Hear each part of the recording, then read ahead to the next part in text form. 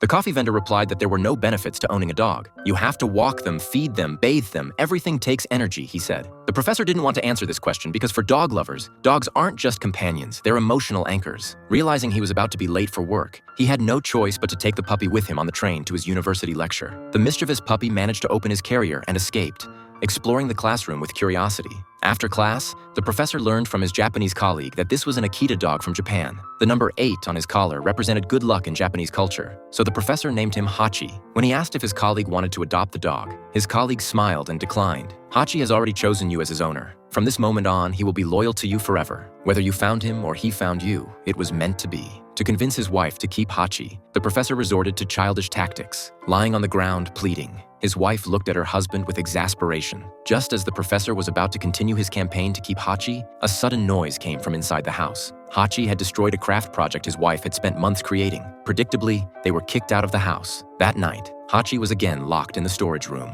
Outside, a gentle breeze rustled the falling leaves in the quiet evening. Through a crack in the door, his round eyes watched as the professor and his wife had a big argument. Hachi seemed to realize he had done something wrong, so he lay in his bed waiting for tomorrow's judgment. A little while later, the professor came to check on him. Worried that Hachi might be scared, he secretly brought him inside the house. Having just argued with his wife, he didn't dare return to their bedroom upstairs. Instead, he settled on the couch with Hachi to watch a baseball game. They shared a bucket of popcorn together. When his wife came downstairs, she found her husband asleep on the couch. As she was about to turn off the television, Hachi licked her hand affectionately. She merely gave him a cold look, her mind unchanged. The professor woke up from the commotion and apologized repeatedly while holding Hachi. Seeing her husband's cautious behavior, the wife realized she might have been too harsh. The next day, the professor taught Hachi to play fetch. He thought that since Akitas were intelligent dogs, Hachi would easily learn this simple game. But the little one refused to cooperate. The professor even got down on his knees, holding the ball in his mouth to demonstrate. In the end, it became a case of the dog playing with the human rather than the other way around.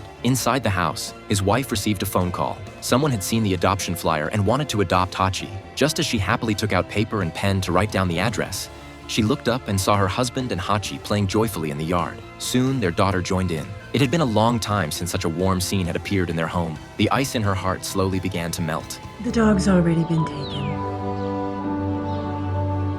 Yes. I'm really sorry.